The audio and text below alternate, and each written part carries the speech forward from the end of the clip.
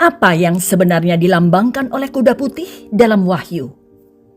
Banyak dari kita telah mendengar tentang kuda putih dalam kitab Wahyu, baik di dalam maupun di luar Alkitab. Seringkali, referensi tersebut berhubungan dengan 4 kuda atau penunggang kuda pada hari kiamat. Ini adalah 4 kuda yang dilihat Yohanes dalam penglihatannya, yang dicatat dalam Wahyu 6 ayat 1 hingga 8.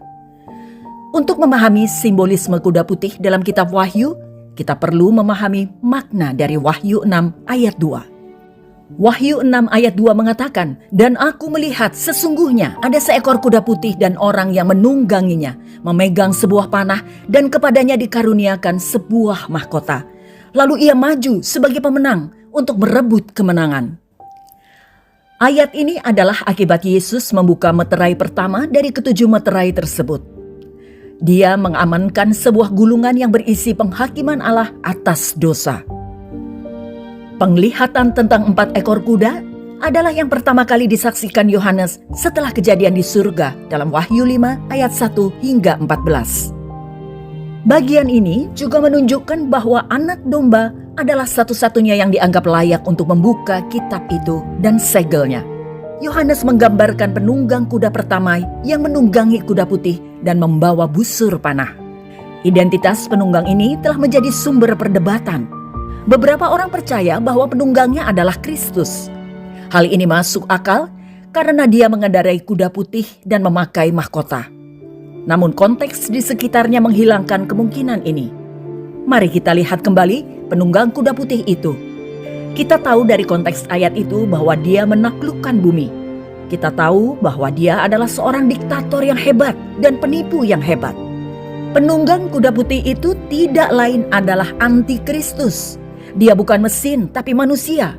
Dia adalah Mesias palsu dari iblis yang dirujuk dalam Daniel 8 ayat 24. Anti-Kristus adalah peniru palsu dari Kristus yang sejati.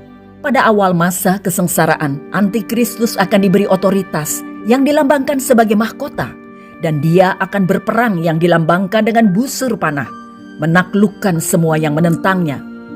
Gambaran ini sesuai dengan penglihatan Daniel tentang tanduk kecil yang berkuasa dan bertekad untuk menaklukkan. Tanduk itu berperang melawan orang-orang kudus dan mengalahkan mereka. Daniel 7 ayat 21.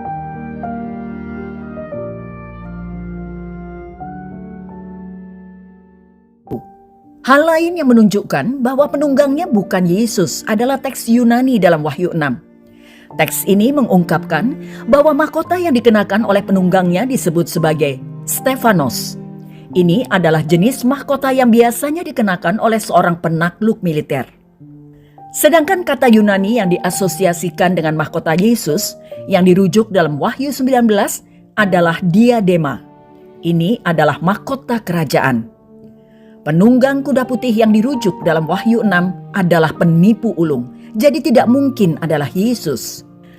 Poin penting lainnya, ketika Kristus datang kembali untuk terakhir kalinya, dia akan melakukannya pada akhir masa kesengsaraan, bukan pada awal masa kesengsaraan. Dia juga akan memperkenalkan keamanan dan perdamaian selama 1000 tahun. Kondisi-kondisi yang mengikuti penunggang kuda tersebut bukan kondisi yang tenang, melainkan semrawut. Wahyu 4 ayat 7 merujuk pada 4 makhluk yang ditutupi dengan mata di depan dan di belakang. Ayat tersebut mengatakan, adapun makhluk yang pertama sama seperti singa, dan makhluk yang kedua sama seperti anak lembu, dan makhluk yang ketiga mempunyai muka seperti muka manusia, dan makhluk yang keempat sama seperti burung nasar yang sedang terbang. Kemudian di pasal 6, anak domba mulai membuka meterai kitab itu yang melambangkan Injil Kristus. Meterai-meterai yang dirujuk dalam bagian ini menunjukkan bahwa Injil adalah wahyu misteri yang telah dirahasiakan selama berabad-abad. Yohanes melihat seekor kuda tertentu dan penunggangnya. Kita juga dapat melihat korelasi antara apa yang dilambangkan oleh makhluk dan apa yang dilambangkan oleh kuda dan penunggangnya. Penunggang pertama menunggang kuda putih. Penunggang khusus dengan busur panah dan mahkota ini mewakili pemerintahan raja dan penguasa di bumi, seperti Kaisar Romawi. Busur panah melambangkan penaklukan dan mahkota melambangkan kekuasaan. Pada akhirnya kuda putih dan penunggangnya melambangkan pemerintahan, kekuasaan, dan otoritas duniawi. Matius 24 ayat 7 mengatakan, sebab bangsa akan bangkit melawan bangsa dan kerajaan melawan kerajaan, akan ada kelaparan dan gempa bumi di berbagai tempat. Yesus pada akhirnya memberitahu kita bahwa bangsa-bangsa akan bangkit melawan bangsa-bangsa. Ini adalah kesengsaraan yang akan terlihat sepanjang sejarah dan akan terus berlanjut hingga Yesus datang kembali. Wahyu berbicara secara luas tentang kedatangan Yesus. Wahyu 19 ayat 11 hingga 21 menggambarkan kedatangan kedua Yesus dan seekor kuda putih. Bagian ini dimulai dengan, lalu aku melihat sorga terbuka sesungguhnya. Ada seekor kuda putih dan ia yang menungganginya bernama Yang Setia dan Yang Benar. Ia menghakimi dan berperang dengan adil. Dan mata bagaikan nyala api dan di atas kepalanya terdapat banyak mahkota. Dan padanya ada tertulis suatu nama yang tidak diketahui seorang pun, kecuali ia sendiri. Dan ia memakai jubah yang telah dicelup dalam darah, dan namanya ialah Firman Allah. Dan semua pasukan yang di sorga mengikuti dia. Mereka menunggang kuda putih dan memakai lenan halus yang putih bersih. Dan dari mulutnya keluarlah sebilah pedang tajam yang akan memukul segala bangsa. Dan ia akan menggembalakan mereka dengan gada besi. Dan ia akan memeras anggur dalam kilangan anggur, yaitu kegeraman murka Allah yang maha kuasa. Dan pada jubahnya dan pahanya tertulis suatu nama, yaitu Raja segala raja dan Tuan di atas segala tuan. Wahyu 19 ayat 11 hingga 16. Selama pelayanan Yesus, dia secara aktif berbicara tentang kedatangannya kembali. Yesus memberitahu kita bahwa tujuan kenaikannya ke surga adalah agar dia dapat menerima kerajaan dari Bapanya dan juga kembali dengan wewenang untuk berkuasa di seluruh bumi. Kita juga tahu dari Matius 25 ayat 31 bahwa Yesus tidak akan datang kembali sendirian.